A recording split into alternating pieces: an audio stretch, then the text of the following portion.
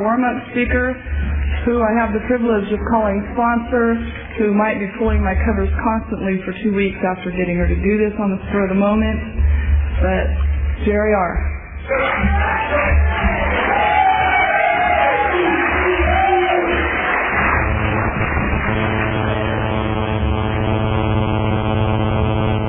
My name is Jerry, and I'm an addict. Very nervous addict.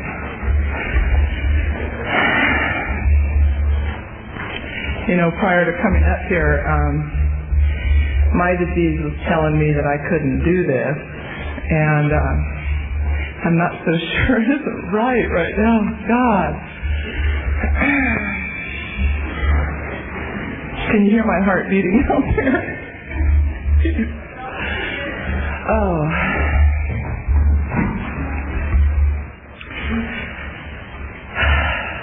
This is like really awesome to look out over all these people, you know. When I had about 30 days, I used to dream of this time that I would be asked to speak for Narcotics Anonymous.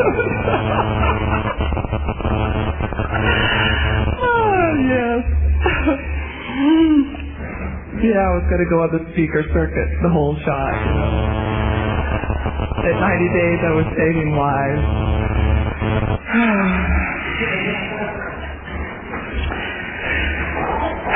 Before I came to Narcotics Anonymous, what I did was justified every possible, imaginable idea of how I was not an addict. And my using career was, in the last couple of years, countless attempts to prove I wasn't, by trying to not use for short periods of time, and none of them very long. And usually by substituting drugs with alcohol or vice versa, or mixing various ones to justify that I wasn't using the same drug at all times, or I wasn't using every day, or I wasn't having to steal your checks or your money. And what I found out was that maybe my methods were different, but I was stealing just the same. And I was using every day, only I was using something different, or I was justifying the amount I was using, or the fact that I was doing it through the Postal Service. And I wasn't having to go to the connection on a regular basis and do all that running around that I saw my brother have to do. And what ended up happening for me was I was a clown in front of you, but I would be in my room alone at night crying. And I didn't want anybody to know that. And I was real miserable, and I was real ashamed. But I couldn't tell you that, you know, my look good was too important. And by the grace of God, my brother Dave ended up finding Narcotics Anonymous, not by his own will. I was there. And he ended up putting more than 90 days together at one time and was celebrating 1 year clean and sober. And my family went to an A meeting to support him. Now, mind you, at that time, I was going to Nar-Anon. And because my problem was you. And I was doing lines before I went to the meeting, and I would whine about how my brother was such a dope fiend, and how my dad was such an alcoholic that my life was miserable. And I was on my way to the bar after the meeting was over. And I can't look on that side of the room. Anyways, when my brother celebrated 1 year, and I had to sit there and listen to all of you like we do today talk about all those things we do as dope fiends, they used to congregate at our house after meetings, just like we do at Denny's, and places like that. It goes from Denny's to Perco's to wherever you're from, it's a different place, but they're all still the same after meetings, Well, it used to be our house, and I would listen to everybody talk, just like I was in this meeting, but it was sounding different that night. And when finally it came time for Dave to share, I was crying and my family was crying and half of me was crying because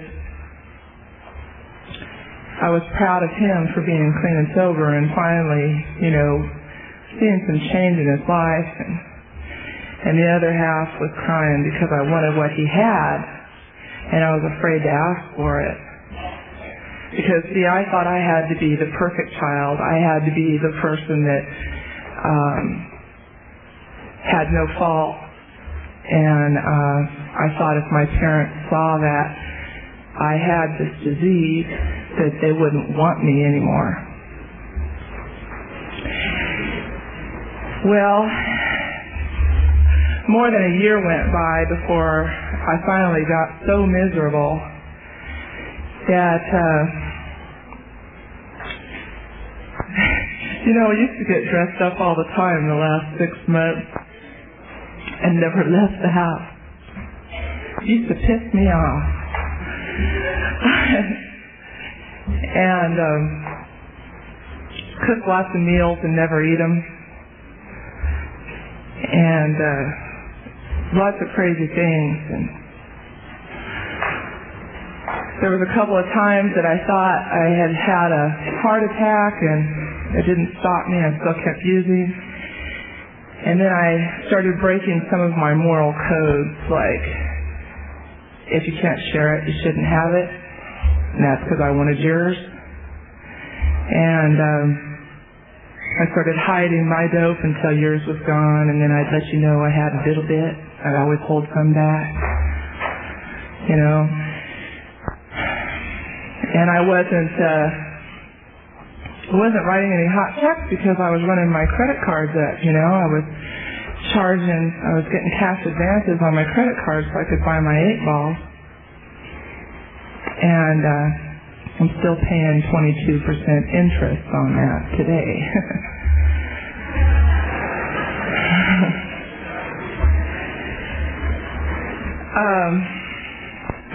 So anyway, one day I went to a hair show. It was on a Monday afternoon. That I found myself sitting in the bar and talking about my best friend and how her life was so unmanageable and how she really needed to get her shit together.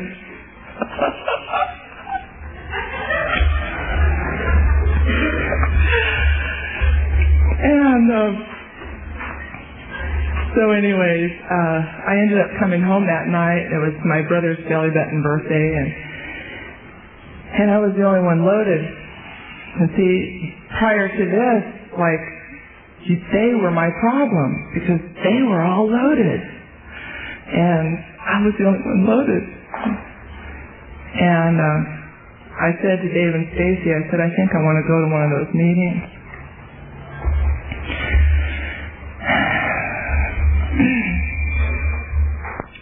So they took me to my first NA meeting. It was the ranch meeting on a Thursday night, October the 6th,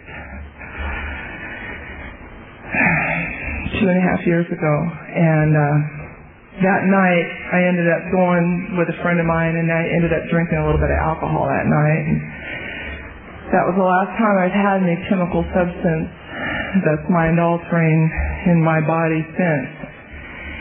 And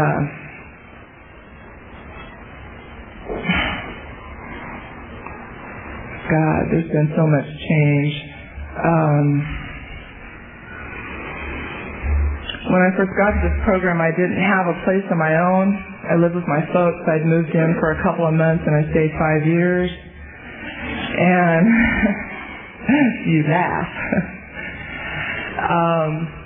When I got 6 months clean and sober, I moved out and got my own place, and I still have that place, and I still have a car, and I have a really good job, and and I have lots of friends that love me, and I see a lot of change in my son. When I first got here, we'd go to parties or dances or whatnot, and he'd just be so puffed up in the corner. He didn't want nothing to do with this bullshit, because I was changing. And today, he goes most all the places I go, and he loves to go to dances, and he loves to be a part of the program. And he works a pretty mean Nar-Anon program himself. And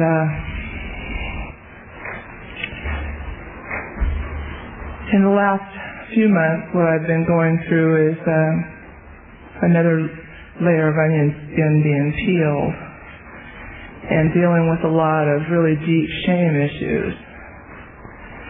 And what I'm learning about myself is that I'm learning how to be assertive without being aggressive.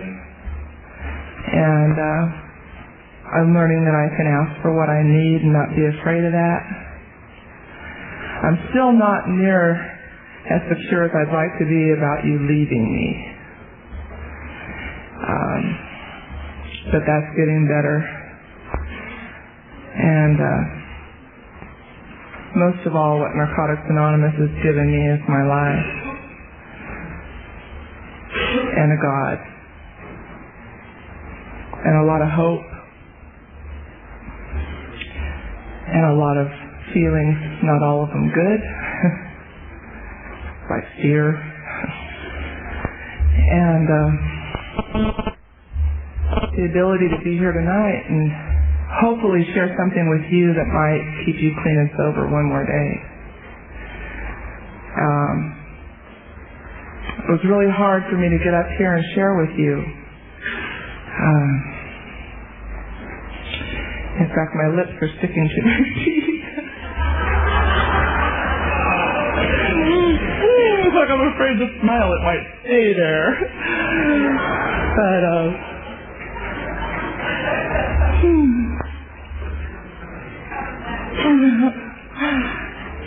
But the one thing that is like a driving force to be here is that I know that when anybody shares in a meeting of Narcotics Anonymous, there's a reason for it, and there's a message. And I'm not really sure what the message is I'm supposed to be carrying, because I fast for God. But if one person in this room heard something that you can relate to, that might give you a ray of hope, then it was worth it. Thanks.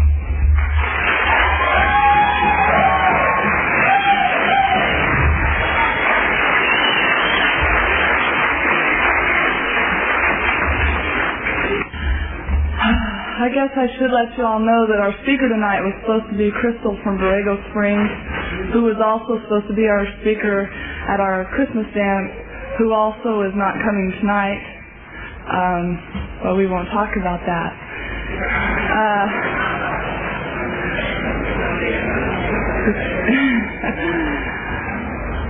Jerry was talking about God's will, and I know today that God's will takes place whether we want it to or not. And fortunately, there's a gentleman sitting in our audience who just showed up, and we've been wanting to have him for a speaker here for quite some time.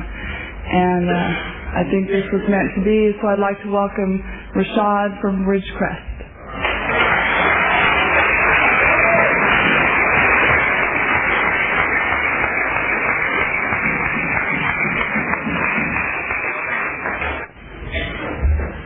My name is Rashad Attic.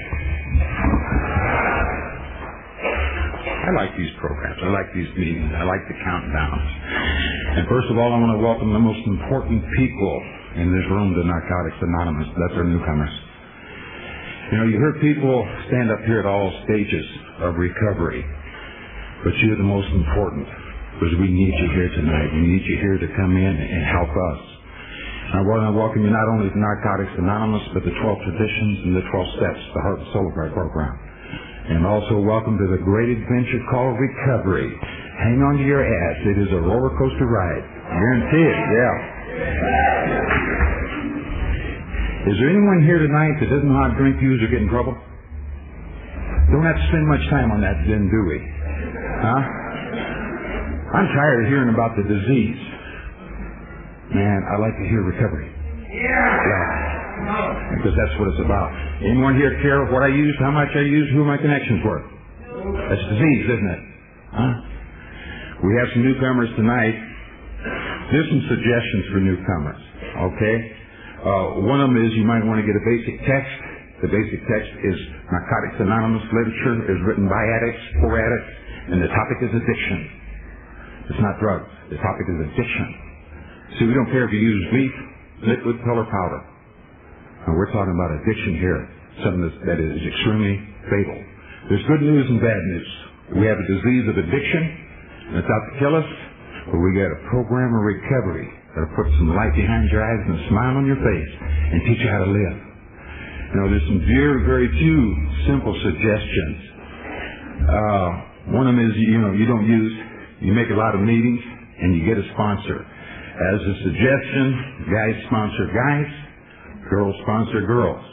The only guys I have seen who were able to successfully sponsor females were the ones that had too much sugar in their gas tank and could identify with PMS. Huh? The only girls I've seen that could sponsor guys successfully had hair on their chest and took steroids. Now, there's some differences here. And there's issues you girls come up I don't understand. Now, I've never sponsored a female. My wife is in the program. She sponsors females. I tried one time to co-sponsor, and that didn't work either. They didn't understand it when I told them, but if somebody asked them for a date, they had to come ask me first. Now, you talk about a Nazi, but I'd like to talk about Nazism for a minute, okay? I got a sponsor. I do not have his level of recovery. That's why he is my sponsor. He has something I want. So I don't have his level of recovery. I've got a spiritual advisor in this program. I don't have his level of spiritualism. So at the same time, I'm hardcore traditionalist, but I stay in touch with our first tradition. And our first tradition is very clear. It talks learning how to disagree without being disagreeable. So I usually put my recovery somewhere about one notch above being a benevolent Nazi, okay? Because I get into this. I'm going to share just for a minute what it was like, and then I'm going to move into recovery. Like I said, I get real tired about hearing about the disease. For me, the disease was extremely progressive. My first encounter with the law enforcement was in 1958 up here in Madera at a motorcycle hill climb. And then 5 years later, I was up in a place called San Leandro. My disease had progressed to the point where it was interfering with my work, so being a good addict, I quit working so I could use full time. And in that process, I learned that I could get more with a gun and a smile than I could with a smile. I make a withdrawal from one of the banks without one of those little slips indicating you have money, and got jammed up in the stakeout. I saw the 3 police, escaped from it, got jacked up again in Hollister, shot and wounded the chief of police up there in Hollister, got down to Fresno, there on Blackstone, and we blocked off Blackstone for about 3.5 minutes. And at that time I shot and wounded another police officer, and in return they put 538 slugs into me. And at that time, I didn't care. I'd reached that point of sickness and illness where the thought of dying, all it meant to me was the pain would stop. And I'm standing there just telling what killed me, and what I was saying was stop the pain, because I didn't know how else to stop. The drugs had stopped working then. And I survived that, obviously. I went down, I had holes come in. They transported me to San Mateo, where it was something like a third step. I turned my life over to the care of the district attorney. And at that time, at 22 years of age, district attorney filed papers asking that a death penalty be imposed on a capital crime. Because of my age, they let me plea bargain for a life sentence. I went down in 1963, was immediately sent to San Quentin, got sucked up there in the prison thing. You know, it's like our third tradition, the only requirement for membership is a desire to stop using. The organization I desired to belong to had a higher requirement. And in 1970, one more time, I turned my life over to the care of a district attorney, and one more time it asked that a death penalty be imposed. This time the jury voted 7-5 to execute me, but because of the circumstances, they couldn't get a full vote. I continued to use for another 9 years after that. Then they transferred me to a place it's called Tehachapi. I called it Kitty Clank. I don't understand penitentiaries or golf courses, okay? I mean, maybe some people have been in the federal system. I haven't. And I was laying up there on my bunk, and I spent the last 17 and a half years in San Juan and Folsom just bouncing back. A guy came by, tapped on the end of my bunk, showing some respect, and I told him, yeah, what do you want? And he says, man, we got a meeting here. I said, what it's about? He said, man, it's about how to stay clean. I said, well, what do you want me to attend for? I've been through the medication and the therapy and all the rest of that and the religions, multiple religions, and nothing worked. Nothing worked. And he says, man, they got hot coffee, cookies, and pretty girls. I said, can you wait till I get my boots on? So I'm going. Yeah. That first night, real clear. I heard the message, a little bit of the message. Because I'm still shake and bake. I got on the bus at San Quentin, the homeboys threw a party for me, and I got crack marks in both arms and my jugular vein, and I hadn't used in 3 days, and I'm shake and bake. Sweat rolling off me. I can't even just barely maintain it. Spent the last 2.5 days on a prison bus chained down.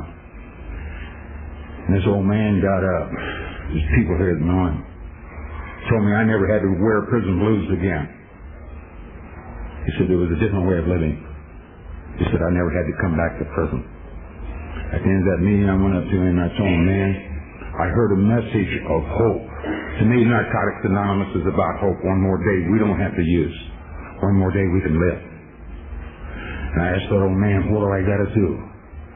He says, man, you got to attend a lot of meetings, getting familiar with the steps and the traditions, no matter what. So if your ass falls off, you pick it up and you get to a meeting. I said, how many meetings do I have to attend? He said, you have to attend meetings till you want to attend meetings. I said, what else do I got to change? He said, not much, just your whole life. And that's what this process is about, changing my whole life. By the time I got into this program, I felt I had two things going for me. A propensity for violence. Everybody knows what that is. And unquestioned loyalty to my friends. That's all I felt I had going. And after I left this planet, I felt all I had to experience or look forward to experience would be the eternal chastisement of the fire. That's it. Because at that time in my life, I had no parole date.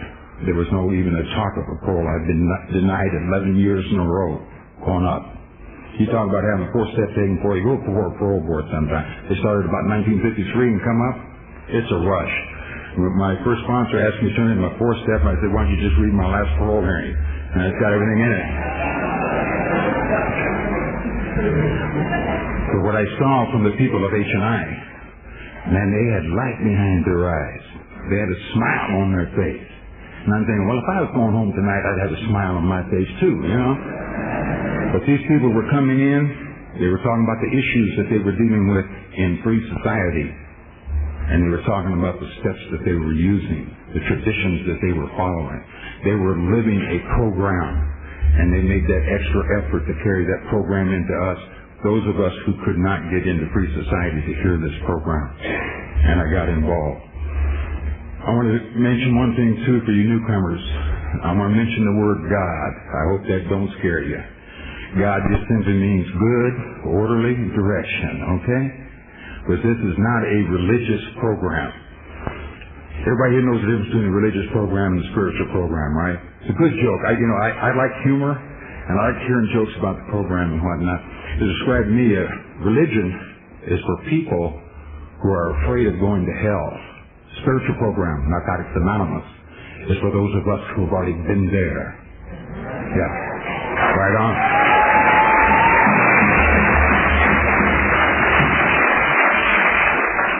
I mentioned the first tradition a little bit earlier. When I came in the program, I did not know how to treat you. I did not know how to treat me. And this is something that I needed to learn. So when I came in the program, it was suggested I get involved with these traditions. Because to me, a spiritual program is not me standing up here telling you about my personal relationship with my higher power. I don't think that's spiritualism. I don't. What I think is a spiritual program is, how good can I treat every one of you today? How good can I treat me? Can I love everybody in this room unconditionally? Those are my words. I love you. How much? I love you unconditionally. Unconditionally is my word. What do I mean by unconditionally? I love you so much, I'll never offer you a fixed pill or drink. And if you love me, don't ever offer it to me, because if you do, you're my enemy. You're not my friend.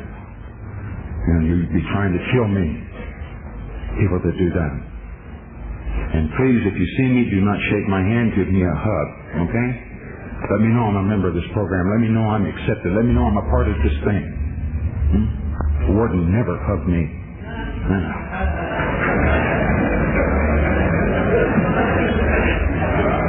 First tradition tells me that I can say anything that I want to say as long as I'm not disagreeable and as long as I don't violate any of the other traditions. Now, our common welfare should come first. Personal recovery depends upon NA unity. If I walk in here tonight and this group's throwing rocks at this group and this group's throwing rocks at that, I'm gone. I'm history. If I want to get into an environment like that, I'll go find a connection somewhere where everybody's sitting there, talking doo-doo all the left side of their neck, sitting in a circle waiting for their turn to lie. But at the same time, if you talk crazy, I'm going to check in with you. Oh, man. What you're going to hear tonight is a lot of, I feel. It's been my experience. Now, coming in from Ridgecrest tonight, I'm driving a pickup with a 5-speed. Did anybody here hear me say that to be a member of Narcotics Anonymous, you had to drive a pickup with a 5-speed? It's my stuff, isn't it? What I share about my understanding of step and tradition is my stuff. This is my understanding. This is what I have read. This is what I've experienced. I'm not saying you're supposed to do it this way. Now, that's a violation of first tradition. It really is. And we go into that second tradition. What is the ultimate authority? It's not Rashad.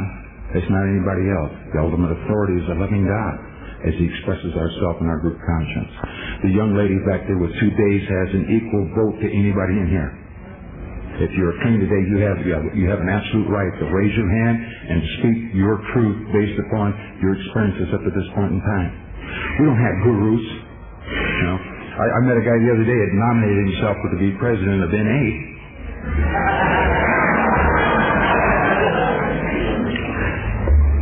We don't have leaders. We have trusted servants. And positions of service are very, very important. Now, one of my kids, they nominated him for secretary, and he asked me about it. I said, you know what, take the spot if you're elected. Have fun with it.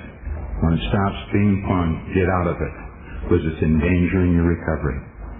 See, there are no big things. I've heard there are no big things in NA. I believe there is one big thing, and it's not going out. It's not getting back. It's not getting back. That's the only thing. And I don't care how many times you've gone out or whatever else. If you're here tonight, that tells me you've got that level of willingness to be a part of this thing. That's what our third tradition's about. The requirement for membership. Willingness to stop. That's one of the main things that held me in this program. Nobody told me I had to quit. Because I'd reached that level of addiction where I quit quitting. Because I knew I couldn't quit. But they asked me, can you go one day?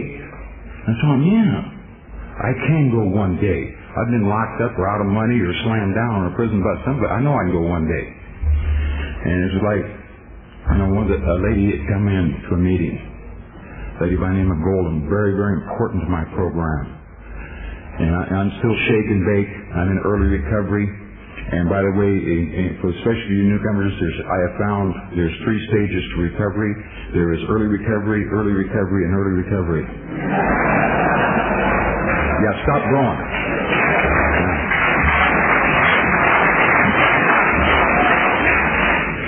This lady comes in, about 20 years old. I'm sitting all the way in the back, where the newcomer sits, all the way in the back. We're all paranoid. We don't want anybody stand behind us or anything. And when they introduced her to call her up to the podium, you know, I've been checking her out since she walked in. You know, I've been down there about 17 and a half now. And they call her up. I damn near fall out of my chair checking her out, you know what I mean? And when they introduced her, they said she just picked up a 2-year chip. I get an attitude. I'm telling you know what? This little girl can't be as tough as me. Huh? Can't be as tough. She isn't doing double act and 5 other felonies and escapes and shooting people. And she got up there that night, introduced herself. We all yelled at her. And she looked down at the room. There's 60 or 70 of us there. And talking about, is there anyone here tonight just feeling shitty? And man, I looked inside and I'm raggedy. You know, I raised my hand, hoping too, you know, maybe this girl talked to me after the meeting. You know what I mean? Filled with that arrogance and false pride. I raised my hand, yeah, me. You know, this little girl looked at me and said, well, if you're tired of feeling shitty, stop doing shitty things. I'm going, what a concept. I went home and took all my books by Freud and Jung and Younger and all them people and threw them away. It is the program of Narcotics Anonymous is that simple. Half of my program when I came in was stopping the pain, was stopping hurting me. It's that simple. Through tradition, I just went through a thing with my sponsor. I've sat in these meetings for a minute, and all of a sudden, man, I find myself, I want to rag on the newcomers because they didn't use as much dope as I did, hadn't committed as many felonies as I did, hadn't spent as many years in prison as I did. And that's not Narcotics Anonymous. That's something else. So I called my sponsor up, and he got a background like me. He and I were in Folsom in the 60s. He got into recovery, then I followed him, and we've been in the recovery ever since. And he says, man, I'm glad you called. I'm going through basically the same thing, dealing with them newcomers. I said, well, what'd you do? He said, same thing you did. I called my sponsor. Well, what'd your sponsor tell you? He said, he suggested that I write about being a low-bottom snob. Yeah. There's no big eyes you never used in this program. We don't care what you use, man. Come in and get this thing called recovery. See, this disease I've learned doesn't give a shit what number is on the back of my chest. Doesn't care how many meetings I go to, who's my sponsor, how many people I find. Doesn't care. It's out to kill me today. My body armor, 12 steps, 12 traditions.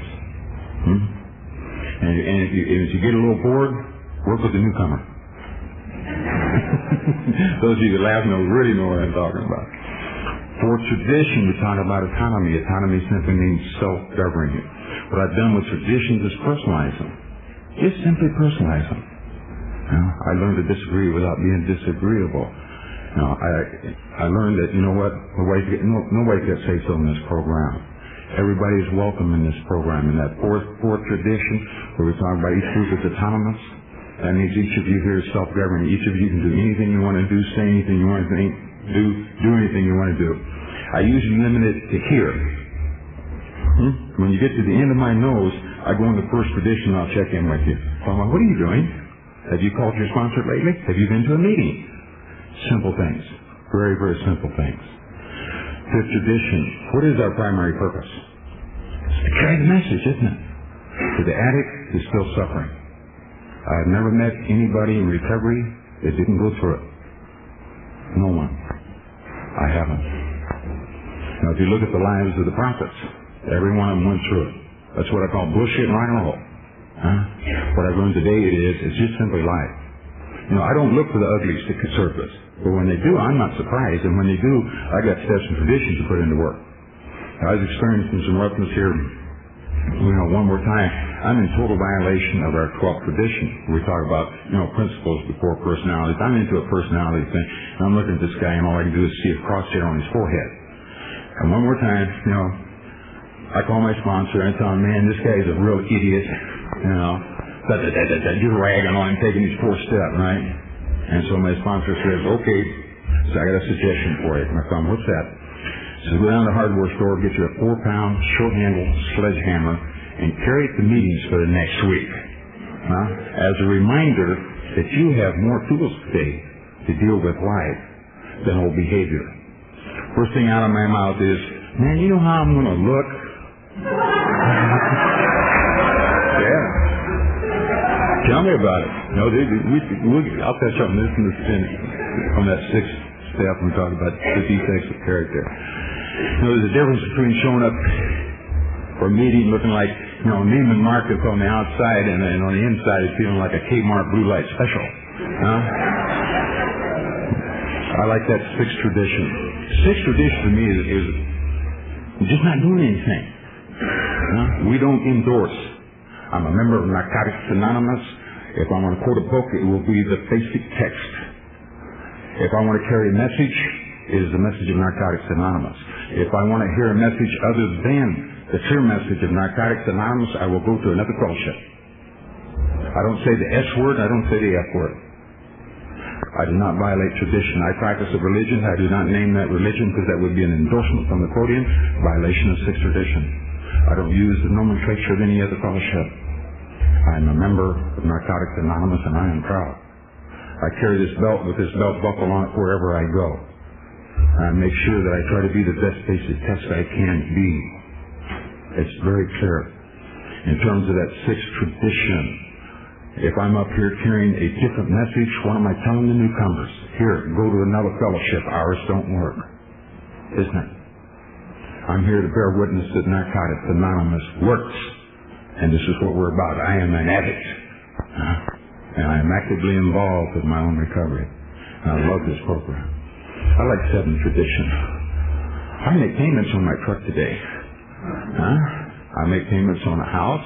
I make payments like the lady was talking about on a credit card. Oh, I was home a year and Bank of America sent me a pre-approved gold credit card. You talking about getting in touch with this disease? You just go up there, you don't have to give them money. Get a little card. And it's like, what I got in touch with was one more way that disease surfaces. Man, I get in a bad stage. I want to feel good and feel good one more time. When this disease takes over, it tells me feel good's outside of me. Feel good is a jacket. Feel good's a new TV. And I got to using this credit card. First thing I put on was a big color TV set. Second thing was a motorcycle. And I think about the third thing, my wife was going to leave me. Felt good for a minute. And when that bill came in, boy, was that sick. Just like using. It's time to pay, and I don't want to pay. So that 7th tradition is good. We're self-supporting through our own contributions. My higher power blessed my wife and I in the mortgage company with enough money to make a down payment on a home, and we got an extra bedroom because I take addicts home, and I detox them there. And the rules are simple. No drinking, no using. You work the steps to the best of your ability on a daily basis. You make a meeting every night and you read the book the first 30 days. After 30 days, your job is to get a job. I carry the message of Narcotics Anonymous. I do not carry the addict. And it's that simple. There's a fine line between carrying the message and enabling. Just a real fine line. I always want to fix it for everybody. I really do. And I get real protective at times. Right? That's part of my stuff, part of my program, the things that I get in touch with. And these little girls come stumbling in here. I got into that thing about time. I'll tell you in a minute, time is shit. Time is when you don't drink, you don't use, you don't work the steps, you don't die.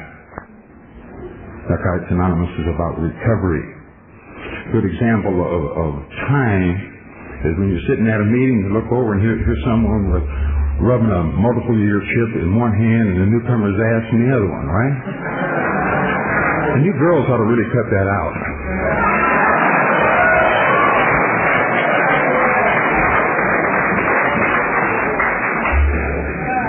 I'll jump on up here to the 12th tradition here right quick. Simple, isn't it? We're talking about principles before personalities. Everyone here has seen the movie Bambi? Sandy. Oh, come on, you guys aren't that much denial, are you? You're not that tough here. Okay. You remember Thumper, the little rabbit? And you remember Thumper be ragging on everybody, right? Well, he takes a 4-step in a minute. Going, You remember what Thumper's mother used to tell him? If you haven't got something nice to say, don't say anything at all. That, to me, is the essence of the 12th tradition. I'm down in L.A. I step out for what we call a little serenity break. They got a bunch of non-smoking Nazis down there running meetings. And this guy comes up underneath me, and he starts telling me all this smut on another member of the program. And all of a sudden, I'm not working my program. I'm not listening to his program. I'm involved in somebody else's program. And that's not Narcotics Anonymous. And I tripped on. I got back in south. We went back in. They asked for volunteer. I raised my hand, and I told them, look, I don't know if this is penitentiary rules or not, because we have some cool rules there when you start hot-mouthing somebody. I said, but I really think this 12th tradition, and so just, it's for everybody to kind of know where I'm at.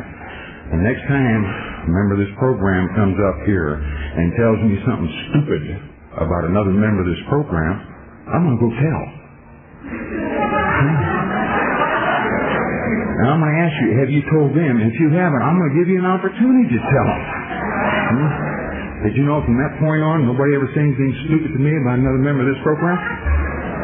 I like that program. I like that program. I don't want to hear it.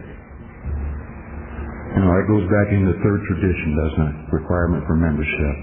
We don't have to dress a certain way, walk a certain way, talk a certain way.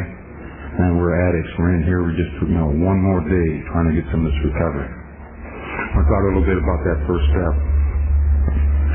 First step is clear. It says we're powerless over our addictions, doesn't it? Didn't say anything about drugs. I haven't, it's been a minute since I've used, so I must be okay because I'm not using today, right? I don't have to work a program. Let me tell you, this disease services in all aspects of my life. It does. But I have an understanding of step and tradition that can get me through anything. Through anything. Acceptance. Now I hear this thing about first step talking about, I am powerless over people, places, and things. And when I hear that, what I hear is a cop-out. Talk about, I don't have to do anything. I'm powerless. And I want to scream at these people, you know what? I am powerless over people, places, and things. But I'm not powerless over the working my other 11 steps, 2 through 12. That's my choice. And Narcotics Anonymous has taught me I have choices today. One of the choices is to use. The other choice is to stay actively involved in my own recovery. The only reason I'm still in recovery right now, I'm having more fun in recovery than I ever did out there using. I heard this said that I always kind of add or change things. My worst day in recovery is 100 times better than 2 days after I used. Because it worked for me for a minute. I hear people talking about, my worst day in recovery is 100 times better than any day I used. And I want to ask them, God, what kind of drugs are you using? Step 1 is acceptance. Acceptance of who I am. And I'm an addict. I'm powerless. And be able to get in touch with not only am I powerless over the disease, I am powerless over the people around me. I really am. That's the reason I have personalized the traditions. Use traditions as part of my spiritual program. Because I didn't understand you people. And I used to talk about in that sixth step, talking about the defects of the character. The only defect of character I had was dealing with your defects. Now, because I didn't react, because my disease surfaces when I interact with you. My disease surfaces when I interact with me. Because my head will mug me in a minute. I used to think it only mugged me when I was under the influence. So I'm like, I'm really misunderstood, and nobody understands me, and I use a lot. Just little things here and there. And what I got in touch with, the flip side, I used to think the flip side of honesty was one more time being a liar, a thief, and a cheat. But I've learned in this program that the flip side of honesty is denial. Because as long as I'm in denial over my issues, I will not work on them. I will carry them with me forever. And that first step is very powerful. To me, the first step is the identification of the problem. I am the problem. It's here. It's inside my head. It's not out there. It's here. My reaction to life. And I have a choice today whether or not to stay in the problem or move in the solution. I hear people, what I call PMS, piss, moan, snivel.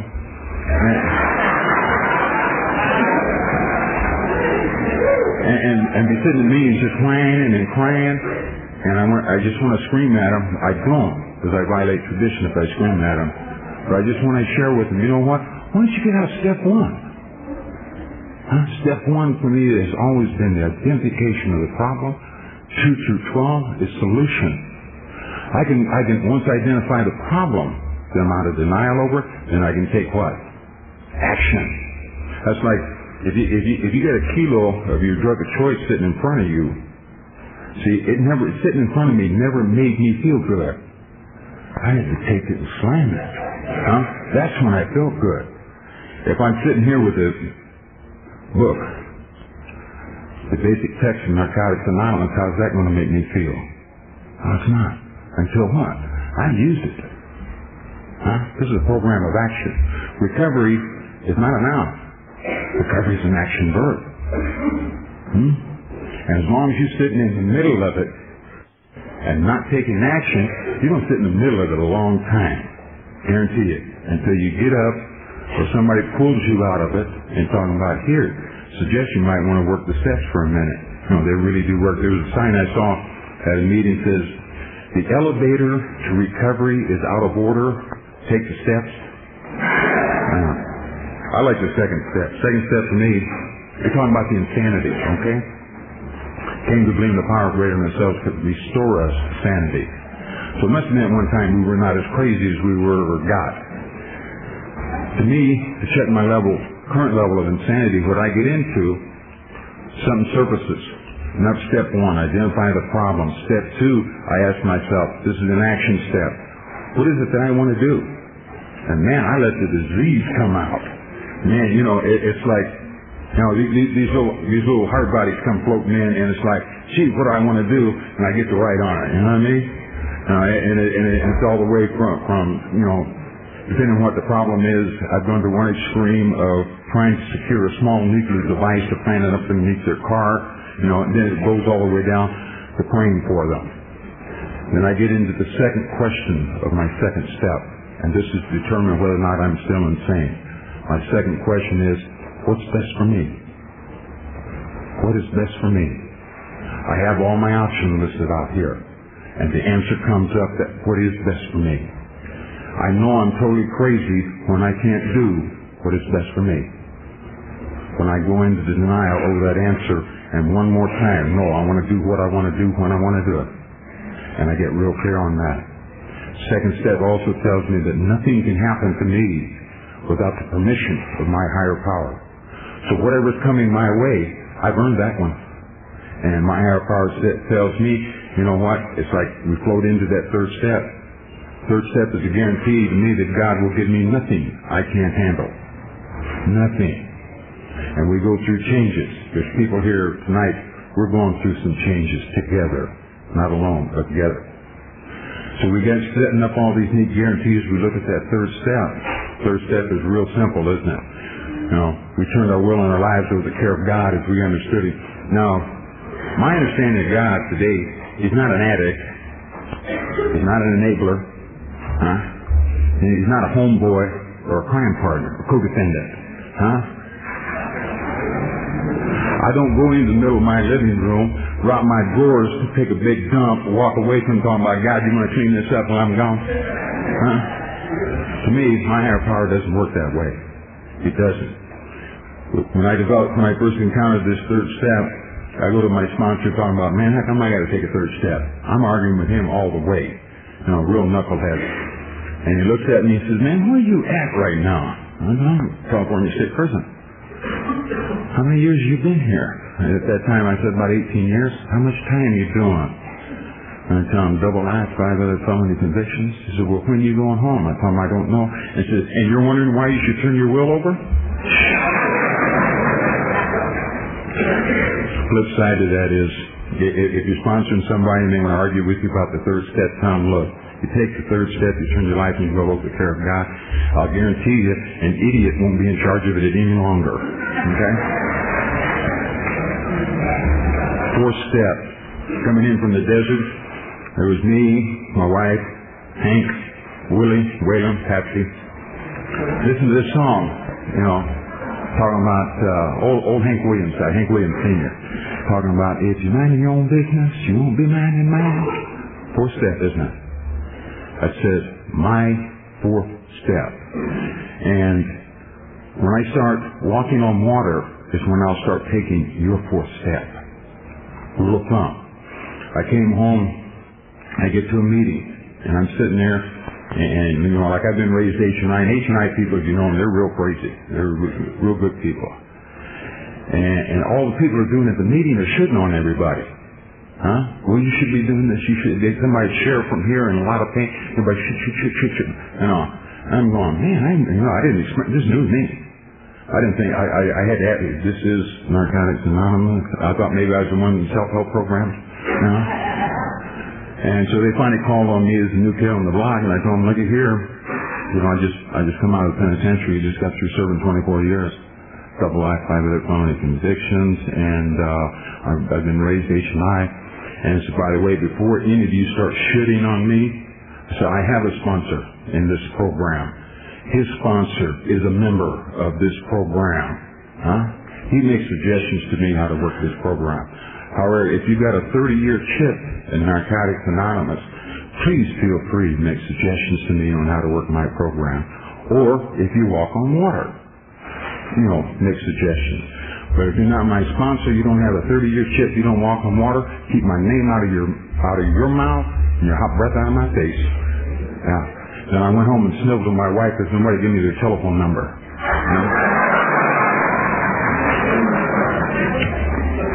Fourth step is easy. You lived through it already, didn't you? You survived it.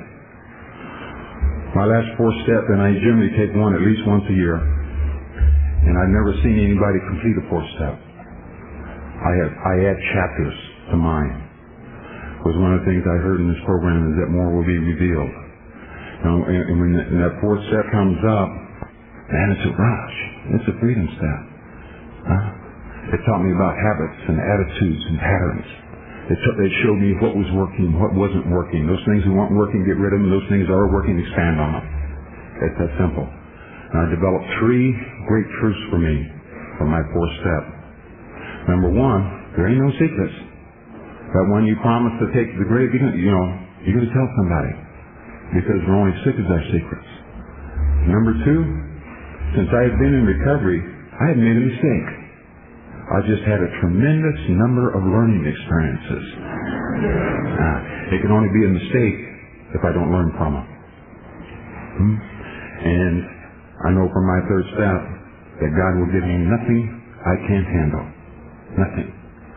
Give me an example in terms of 1, 2, and 3. Oh, the third thing I mentioned in my fourth step that I've learned, there are no victims. There's only volunteers.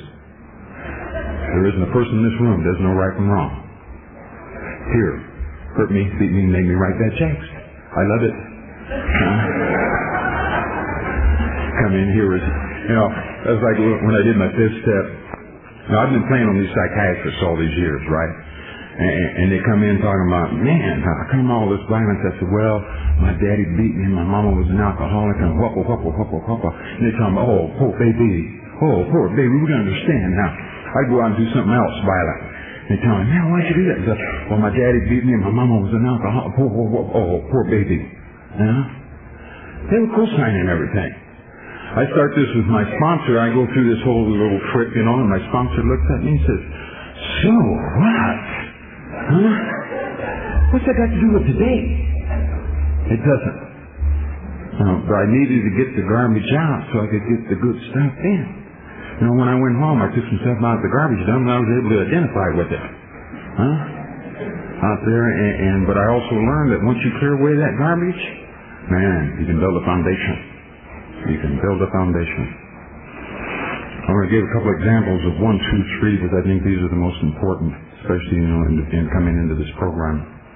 In the last 20 months, I've undergone major surgery 3 times now. I'm down in Los Angeles, I'm on my motorcycle, and I crash it, I roll it, the thing rolls on me, crushes my right ankle. I had to get people to get it up off me.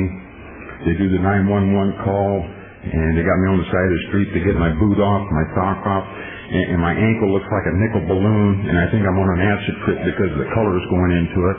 And I think, well, being the good addict I am, I try and stand on it again just to make sure it wasn't working right, you know. And so they stretched me out. You know what? That pain hit. I got real scared. It was like one more time. The pain's there. I want it to stop. And the only thing I'm thinking about is Demerol. It's like I was out there again. And I know my head told me, you know what? You're hurt. You're going to be under the care of a physician. It's okay.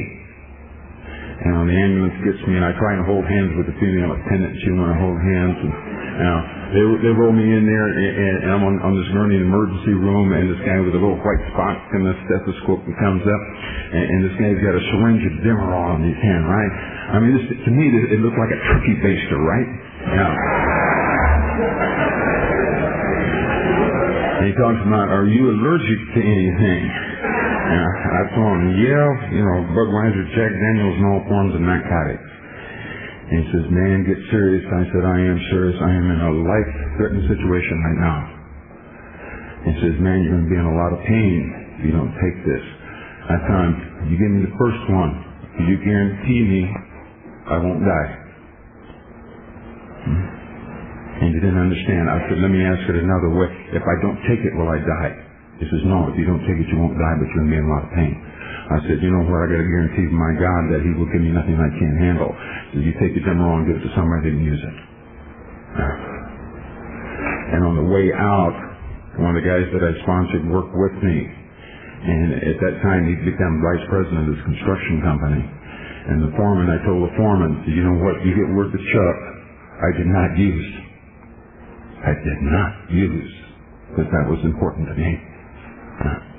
My wife, my kid came out in the truck, picked me up. A week later, I'm sitting over here, Bakersfield at Mercy Hospital, and I'm talking to this physician. They tell me they're going to have to operate, and talking about the drugs, post-operative drugs and pre-operative drugs and whatnot. And I tell them, you know what, I'm an addict. I don't use, period. And he said, well, you're going to be in a controlled environment. And I'm going, no, you don't understand. And I said, look, let's get on with the rest of this thing, and we'll see what's happening on it. So he gets to the part about the medical. Have you ever been operated on before? And I told him, yes, I was. I was up in Fresno, and I run this thing down about, asked me, well, what was the operation for? And I said, excessive amount of lead in my system. And they buy in, talking about what's that? I said, well, they extracted 538 slugs from me. He said, oh, you were law enforcement? I told him, no.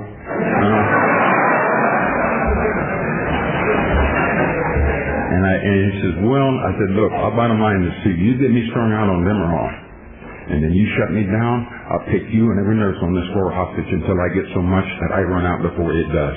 You hear me? And he wrote in 2-inch block letters, no drug. I'm very surprised that people with alphabets behind their names are more aware of this disease that we have. And I went through that, 18 months after that. This was about 20 months ago. So it was about 16 months after that. Had to go in to get the plate removed. They put a steel plate in my arm, had to go through therapy and all that. And one more time, they brought the anesthesiologist, and I told him, you better see my surgeon. I don't want to go through this again. And oh, okay. Well, I have a problem with doctors that don't speak English. And so I go through that operation. And then here about 60 days ago, and it was a result from the motorcycle accident, I had to have a back operation. And this time I got a different surgeon. I had to go through the same thing with him. And I'll tell you how crazy I get. They operated on me at 6:30 in the morning. And I let them knock me out with gas, no drugs. 8:30 that night, I'm in the car. I'm on my way home. Because the hospital room reminded me of a penitentiary cell, and I couldn't deal with it. I told him, I'm free today. I'm free. So it's very easy. Step 1, identification of the problem is pain. Step 2 is action. Step 3 is knowing that you're never going to be given anything that you can't handle. The only way I can deny being a winner today is to deny my higher power and make a choice to use. I don't believe in relapse. One of my kids ever tell me they relapse, I said, what I hear you say is you made a conscious choice to use. It's that simple. No, there are no mistakes. There are no mistakes in recovery. My fifth step, I had a lot of fun with it. The first thing I did was I tried to find somebody that looked worse than I did so I would look good. Now, and I'm in this kiddie clink, and there's only about 2 or 3 of us down there doing the kind of time that we were doing. And I think, well, I couldn't get involved with the clergy at the time because I'm having some roughness with that. And I'd taken this third step, about we turn our will and our lives over to the care of God. In early recovery, I got a little confused with, religion and spiritual program. And I'm looking to, work that third step a little bit better. So a friend of mine came up and showed me this book, religious book, that said that if I was a member of this religion, that if anyone transgressed limits, I could take their head. And I thought, this is the kind of religion I had been looking forward to. So if you wondered why a blue-eyed Irishman has the name of Rashad, that's why. I went into that, and I still carry that name. I still practice the religion, too. But in dealing with that fifth step, with my background, and I suggest this strongly to the newcomers when you write out that fourth step, don't put down the names of your crime partners. Huh? Don't put down dates, times, and places of any felony. Can be used against you in the court of law. Besides that, our ninth step talks about we don't hurt other people today, and we don't hurt ourselves. So when I got in touch with that fifth step, for all those years I used to type. I was in clerical positions, and I got up where on a computer I'm typing 107 words a minute with about a 98% accuracy rate. So I type up my fourth and everything, and I take it out on the yard. And the sponsor tells me, share this with God. And I didn't want to do that because God already knew, and I went through all that argument. He told me to go out and do it anyway. And so I'm reading this out loud. The language was so filthy and nasty, I started crossing parts of it out. I had started with 9 pages. After I got all the filthy language marked out, and I went back and retyped it, I now have 5 pages. Now, I've heard this program described in 6 words. Trust God, clean house, help others. Those middle steps, 4 through 9, is clean house. Clean up my side of the street. Part of that is cleaning up my mouth.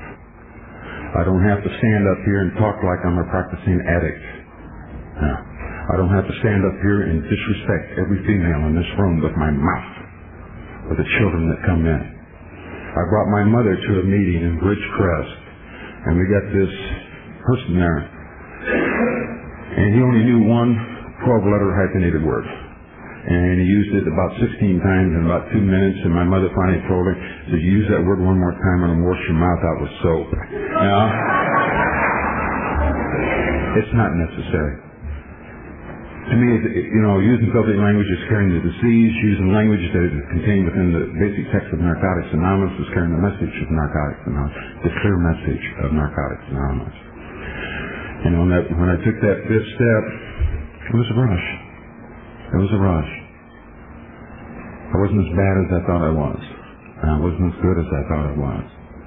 Now I'm just an old brain-damaged addict, working this program recovery. And contained within that fifth step was I've worked first step, I've worked second step, I've worked third step, I've worked the fourth step, and then the fifth step.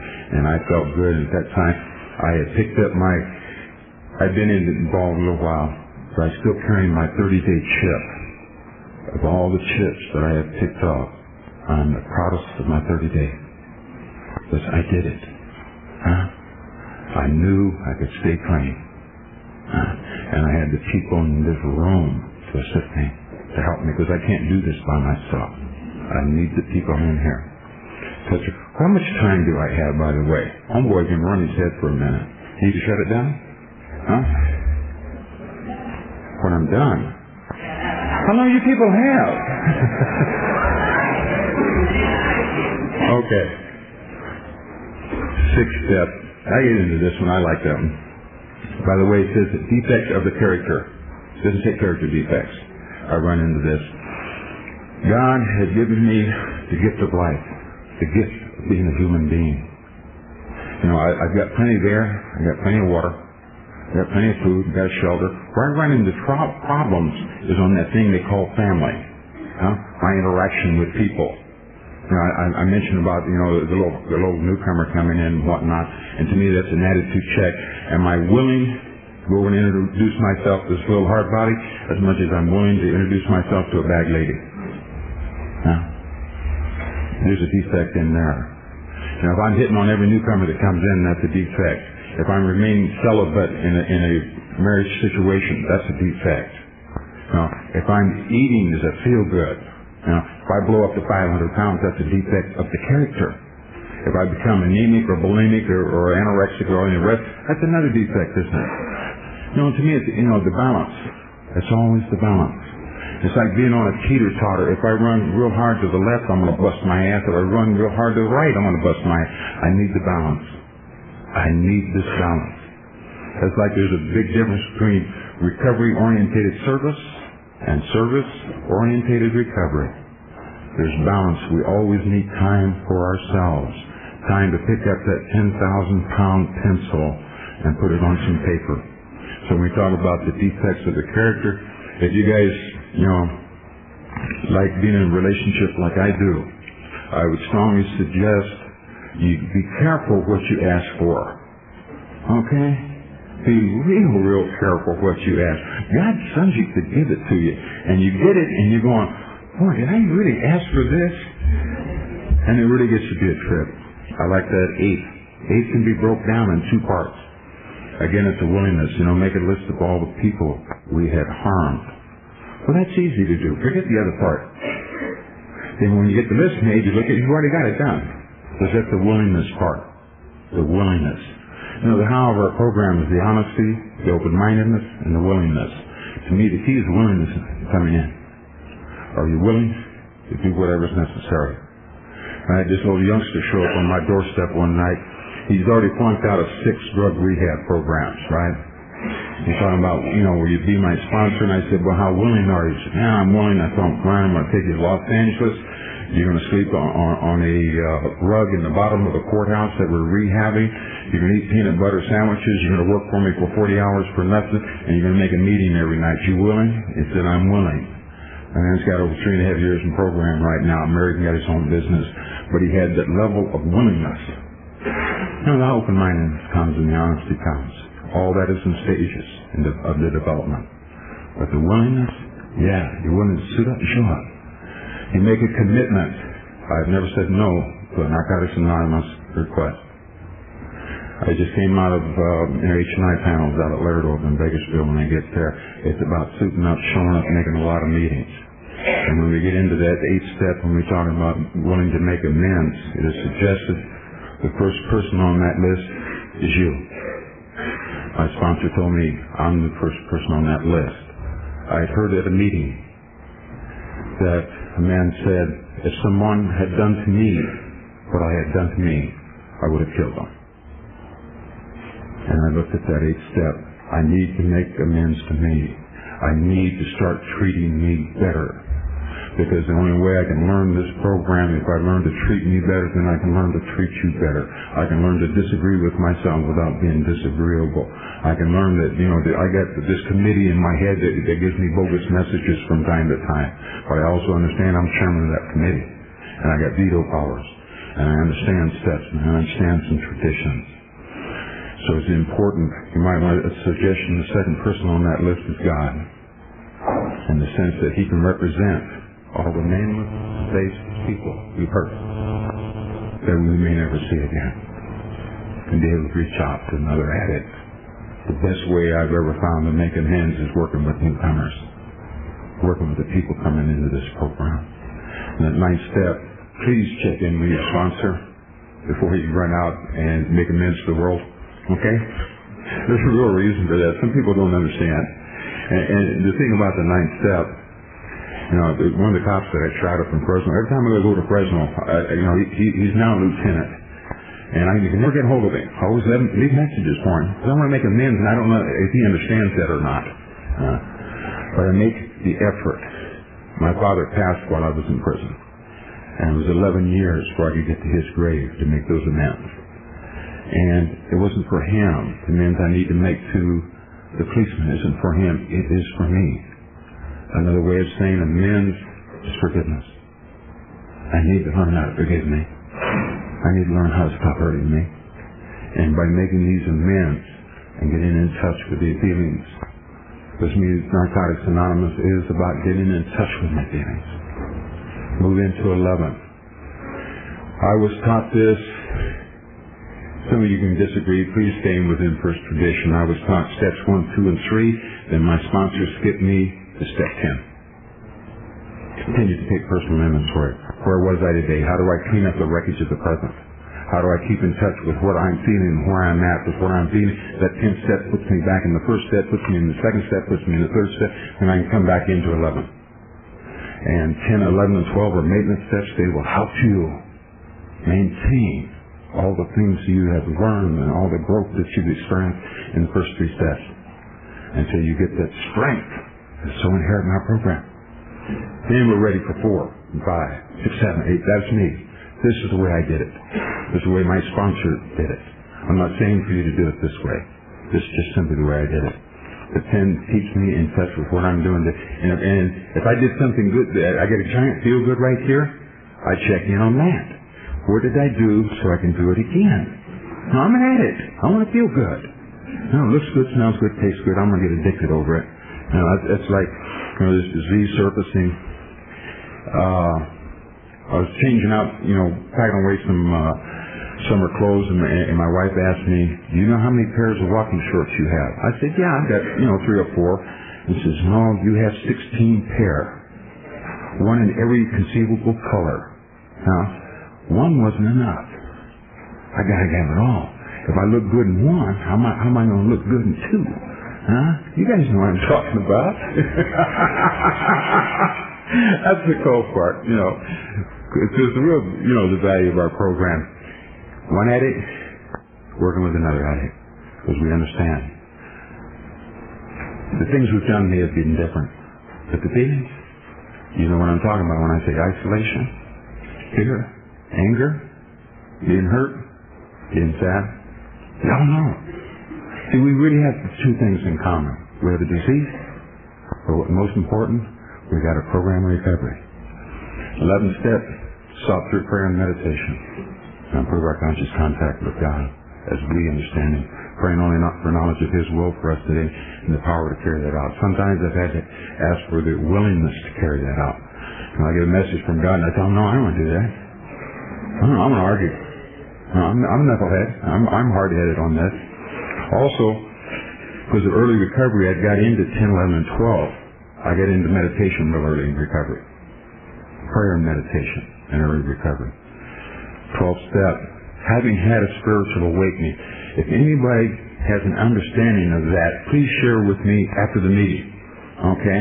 Because to me, I don't do mornings too well. My wife will put my cup of coffee by the nightstand, do one of these, and then book. She does not speak to me until I usually have at least 2, sometimes 3, and I tell everybody, well, that's when I do steps 1, 2, 3, and 11, is where I'm having my coffee. And my wife will tell you, the only reason I do 1, 2, 3, and 11 while I'm having coffee is nobody else can stand me during this period of time. I'm just, I don't have an awakening. And to me, that's what that first part of that 12th step is. To me, it's been a slow process, a very, very slow process. But it comes with experience, not necessarily time. It just simply comes with experience. And it's so important that, the last admonition of the 12th step, it simply says to practice these principles in all of our affairs. You know what? At first, I couldn't do it for an hour and a half. Come in and sit in these rooms. And I got comfortable with me. And I got to go in with the homeboys that were members of this program. We got to, talking step and tradition there, step and tradition. And it can be practiced in all aspects of our lives. And I know you guys want to get into dance, so I'm going to just say just a couple more things here, and I'm going to shut down. For the newcomers and other people who have been in this program, please keep coming back. If you keep coming back, you're going to get an understanding of steps and the traditions. If you keep coming back, you're going to get an understanding of God. And to know God is to know life. Thank you for letting me share. I'll keep coming back.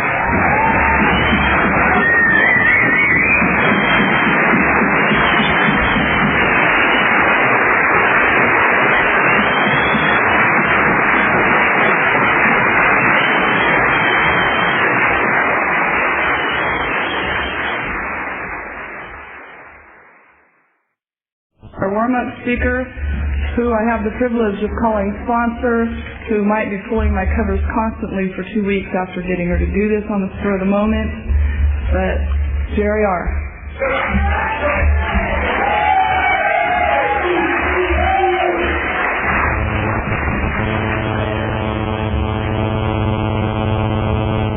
My name is Jerry, and I'm an addict. Very nervous addict.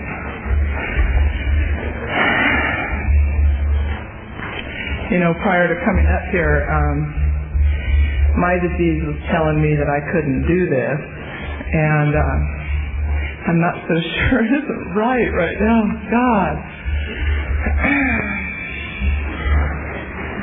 Can you hear my heart beating out there? Oh.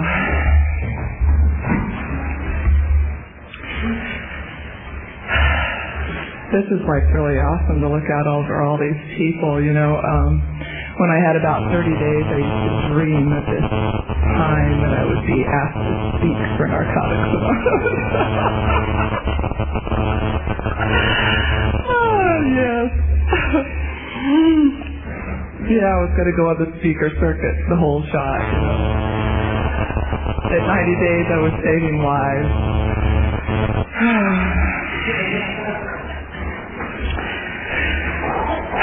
Before I came to Narcotics Anonymous, what I did was justified every possible imaginable idea of how I was not an addict. And my using career was, in the last couple of years, countless attempts to prove I wasn't, by trying to not use for short periods of time, and none of them very long. And usually by substituting drugs with alcohol or vice versa, or mixing various ones to justify that I wasn't using the same drug at all times, or I wasn't using every day, or I wasn't having to steal your checks or your money. And what I found out was that maybe my methods were different, but I was stealing just the same. And I was using every day, only I was using something different, or I was justifying the amount I was using, or the fact that I was doing it through the Postal Service. And I wasn't having to go to the connection on a regular basis and do all that running around that I saw my brother have to do. And what ended up happening for me was I was a clown in front of you, but I would be in my room alone at night crying. And I didn't want anybody to know that. And I was real miserable, and I was real ashamed. But I couldn't tell you that, you know, my look good was too important. And by the grace of God, my brother Dave ended up finding Narcotics Anonymous, not by his own will. I was there. And he ended up putting more than 90 days together at one time and was celebrating 1 year clean and sober. And my family went to NA meeting to support him. Now, mind you, at that time, I was going to Nar-Anon. And because my problem was you. And I was doing lines before I went to the meeting, and I would whine about how my brother was such a dope fiend, and how my dad was such an alcoholic that my life was miserable. And I was on my way to the bar after the meeting was over. And I can't look on that side of the room. anyways, when my brother celebrated 1 year, and I had to sit there and listen to all of you like we do today talk about all those things we do as dope fiends. You know, they used to congregate at our house after meetings just like we do at Denny's, you know, and places like that. You know, it goes from Denny's to Perco's to wherever you're from, you know, it's a different place, but they're all still the same after meetings, you know. Well, it used to be our house, and I would listen to everybody talk, just like I was in this meeting, but it was sounding different that night.